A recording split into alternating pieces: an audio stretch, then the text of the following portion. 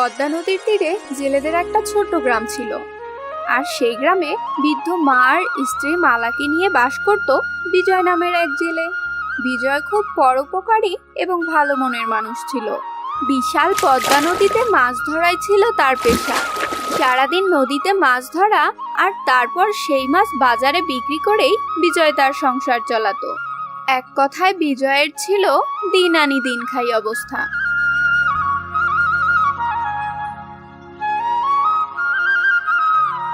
খারাপ সময়ের জন্য সঞ্চয় বলতে বিজয়ের তেমন কিছুই ছিল না।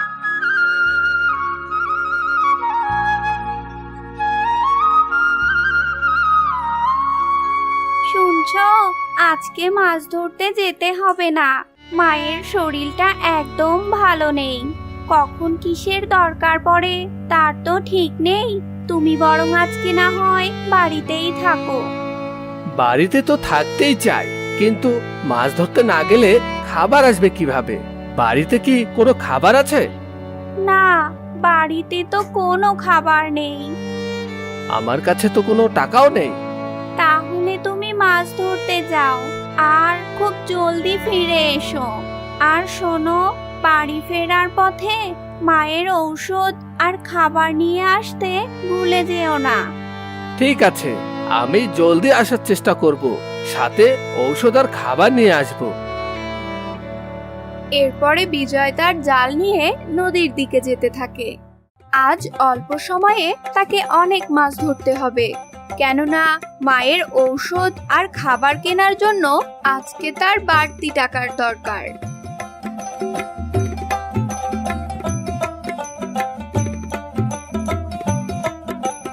বিজয় নৌকা নিয়ে মাঝ নদীতে চলে যায়।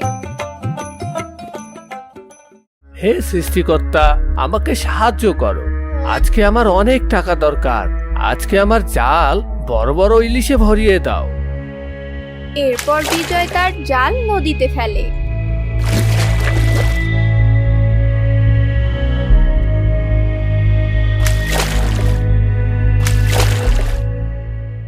আরে বিজয়, কি ব্যাপার?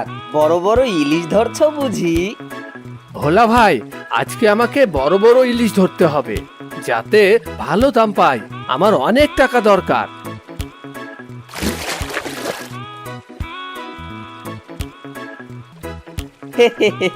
আরে বিজয়, অনেক বড় ইলিশ ধরেছো দেখছি। ছোট ছোট মাছ দেখে বিজয়ের মন খুব খারাপ হয়ে যায়। এরপরে বিজয় আবারও নদীতে জাল ফেলতে থাকে, কিন্তু সেদিন বিজয়ের ভাগ্য খুব একটা ভালো ছিল না। বিজয়ের জালে কেবল ছোট ছোট মাছই উঠতে লাগলো।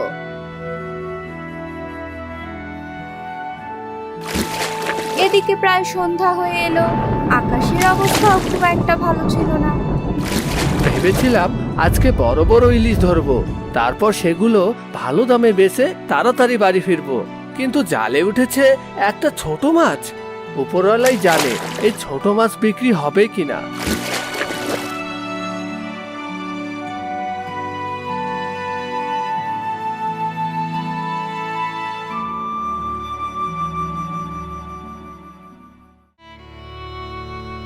অসুস্থ মায়ের ঔষধ আর খাবার নিয়ে চিন্তিত বিজয় তার ছোট ছোট মাছগুলো নিয়েই বাজারে আসে। মাছ নিয়ে যাও, মাছ, পদ্মা নদীর ছোট্ট তাজা মাছ। বিজয় চিৎকার করে ক্রেতাদের ডাকতে লাগলো, কিন্তু বিজয়ের ছোট মাছের দিকে কেউ ফিরেও তাকাচ্ছিল না। সবাই বড় বড় মাছই কিনতে লাগলো। বিজয় তার মাছ বিক্রির অনেক চেষ্টা করলো, কিন্তু হতভাগা বিজয়ের মাছ কেউ কিনছিল না সেদিন। এভাবে এক সময় মাছ বাজার বন্ধ হওয়ার সময় হলো। বাকি জেলেরা একে একে তাদের মাছ বিক্রি করে বাড়িতে ফিরতে লাগলো, কিন্তু বিজয় তার মাছগুলো নিয়ে বাজারে একাই দাঁড়িয়ে রইলো, সেগুলো বিক্রির আশায়। এমনিতেই আকাশ খারাপ ছিল, তার উপর হঠাৎ করেই আকাশ ভেঙে বৃষ্টি পড়তে শুরু করলো। এমন অবস্থায় বিজয় তার মাছ বিক্রির আশা প্রায় ছেড়েই দিল। আর তখনই হঠাৎ করে একজন ক্রেতা এলো মাছ কিনতে। এই ছোট মাছগুলো কেমন? হ্যাঁ বাবু, পদ্মা নদীর তাজা মাছ। এই মাছগুলো খুব সুস্বাদু। কিন্তু এই মাছগুলোর দাম কত? সবগুলো মাছ মাত্র 400 টাকা। 400 টাকা? এই ছোট ছোট মাছগুলো 400 টাকা? আমি 200 টাকা দেব। মাত্র 200 টাকা? দিলে দাও, নইলে এখানেই পচাও। বেচারা বিজয় কি আর করবে, তার খুব টাকার দরকার, মায়ের ওষুধ আর খাবার কিনতে হবে।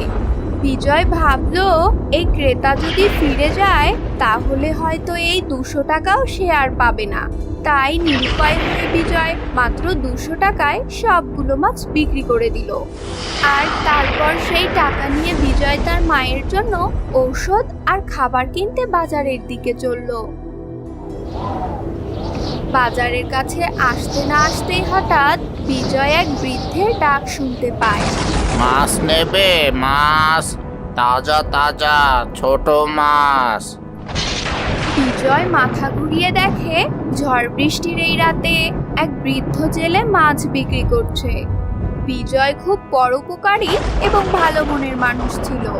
যদিও তাকে অসুস্থ মায়ের জন্য ঔষধ আর খাবার কিনে নিয়ে বাড়িতে ফিরতে হবে, কিন্তু ঝড় বৃষ্টির এই রাতে বৃদ্ধ ওই জেলের জন্য কিছু না করে বিজয় বাড়ি ফিরবে না। বৃদ্ধের জন্য তার ভীষণ মায়া হলো। আরে বৃদ্ধ মানুষ, বাজারে তো কোনো জল প্রাণীও দেখছি না। মাছগুলো বিক্রি করতে না পারলে হয়তো আমার মতো তারও চুলোয় রান্না উঠবে না। এই কথা ভেবে বিজয় বৃদ্ধের দিকে এগিয়ে গেল। মাছ নেবে? মাছ, তাজা তাজা ছোট মাছ। পরক্ষণেই বিজয়ের হাতে থাকা জাল দেখে বৃদ্ধ জেলে তার ভুল বুঝতে পারে। ও, তুমি তাহলে জেলে? কি আর করব বাবা, সেই সন্ধ্যা থেকে মাছগুলো বিক্রির চেষ্টা করছি। কতজনকেই না ডাকলাম, কিন্তু আমার এই ছোট্ট মাছ কেউ কিনলই না। আজকে বাজারে সব ক্রেতা বড় মাছ কিনছিল, ছোট মাছের দিকে কেউ ফিরেও তাকাচ্ছিল না। কি আর হবে, বাড়িতে তো আর চাল নেই যে মাছ ভাত খাবো। কাদা জলে নেমে কষ্ট করে মাছগুলো ধরলাম, সেগুলো এখন পচে যাবে, আর আমরা বড়বড়ি না হয় আজকেও না খেয়েই থাকবো। এই তো সৃষ্টিকর্তার দয়ায় এভাবেই জীবন চলছে। বৃদ্ধ ওই জেলের কথা শুনে বিজয়ের চোখ ছলছল করে উঠল। বিজয় ওই বৃদ্ধ জেলেকে বলল, চাচা, তোমার এই মাছগুলোর বিনিময়ে তুমি কত টাকা চাও? সবগুলো মাছ 100 টাকা হলেই বিক্রি করে দেব।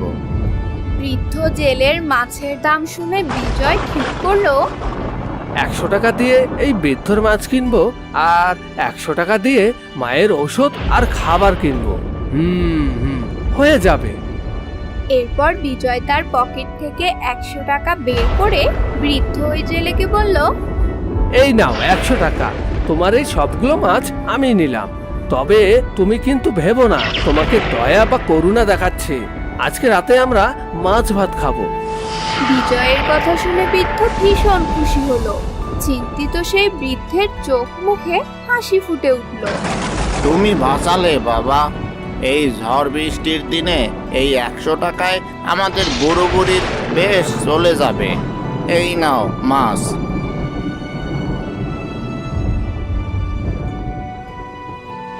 আর বৃদ্ধের মুখের হাসি দেখে বিজয়েরও খুব ভালো লাগলো।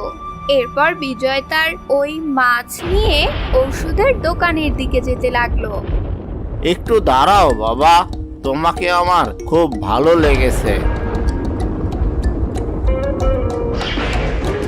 তুমি একজন পরোপকারী মানুষ, তাই আমিও তোমার একটা উপকার করতে চাই।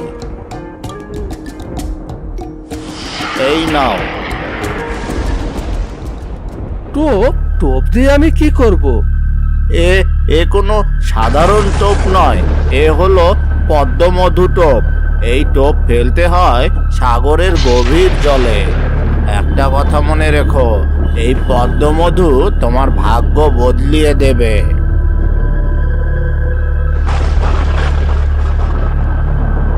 তারপর ওই বৃদ্ধ জেলে সেখান থেকে চলে যায়। আসলে ওই বৃদ্ধ জেলে ছিল সমুদ্রের দেবতা। নিজের রূপ বদলিয়ে তিনি এভাবেই জেলেদের পরীক্ষা নিতেন। আর যেসব জেলের আচরণে সমুদ্র দেবতা খুশি হতেন তাদেরকে তিনি পুরস্কৃত করতেন, আর যাদের উপরে নারাজ হতেন তাদেরকে দিতেন কঠিন শাস্তি।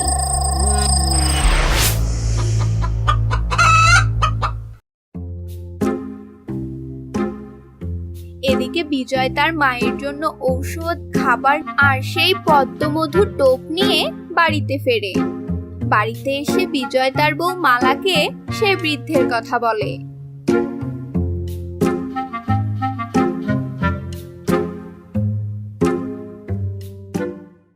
নিজের ভাগ্য বদলানোর জন্য তো আর কম চেষ্টা করলে না। এই বৃদ্ধ যেহেতু তোমাকে বলেছে পদ্মমধু টোপ দিয়ে তোমার ভাগ্য বদলে যাবে, তাহলে সেটা চেষ্টা করে দেখতে দোষের কিছু নেই। হুম তুমি কালকে গভীর সমুদ্রে গিয়ে এই টোপ ফেলো, যদি ভাগ্য বদলে যায়। সেটাই ভাবছি। পরের দিন সকালবেলা সেই বৃদ্ধ মানে সমুদ্র দেবতার দেয়া পদ্মমধু টোপ আর জাল নিয়ে বিজয় বেরিয়ে পড়ে।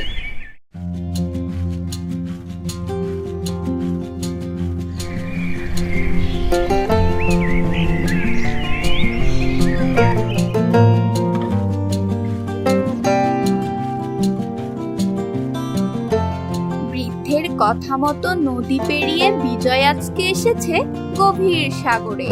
এরপরে বিজয় সেই বৃদ্ধের দেয়া পদ্মমধুর টোপ সাগরে ছিটিয়ে দেয়।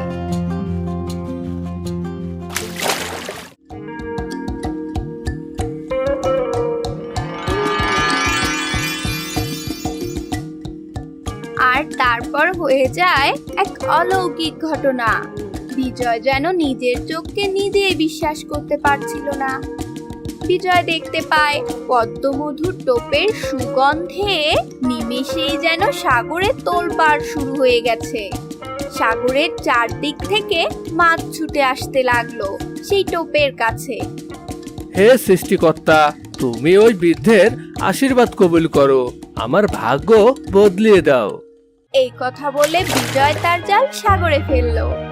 তারপরে সে জাল টানতে শুরু করে। আরে বাপরে, এত ওজন! নিশ্চয় বড় কোনো মাছ ফেসেছে। জালটা টানার পর বিজয় খুব অবাক হয়ে যায়। সে দেখতে পায় তার জালে একটা বিশাল বড় সোনালী রঙের মাছ। আরে, এটা তো ইলিশ মাছ দেখছি, কিন্তু এত বড় আর এমন সোনালী রঙের ইলিশ তো আমি কখনোই দেখিনি। মনে হচ্ছে সেই বৃদ্ধের কথা সত্যি হতে চলেছে। এরপরে সোনালী রঙের বিশাল সেই মাছটি নিয়ে সে বাড়িতে ফিরে আসে। অদ্ভুত সেই মাছটি দেখে বিজয়ের বউ খুব খুশি হয়ে যায়। মালা, তুমি মায়ের দিকে খেয়াল রেখো, আমি বাজারে যাচ্ছি মাছটা বিক্রি করার জন্য। না না, মাছটা এক্ষুনি বিক্রি করার দরকার নেই।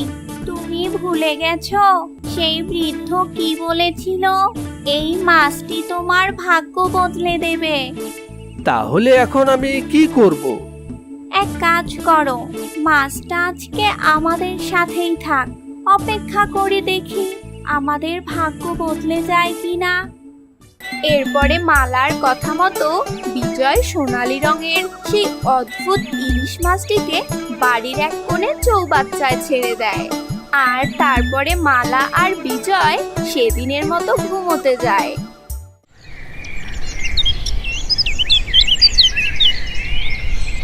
পরের দিন সকালবেলা ঘুম থেকে উঠে মালা আর বিজয় আবারও সেই সোনালী ইলিশের কাছে যায়, কিন্তু সেখানে গিয়ে তারা হতবাক হয়ে যায়।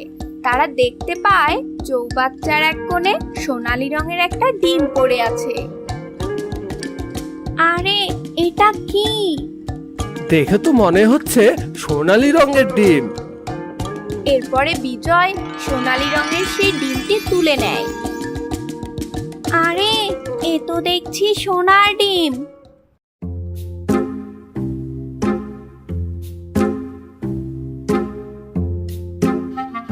হ্যাঁ, এটা তো সত্যি একটা সোনার ডিম।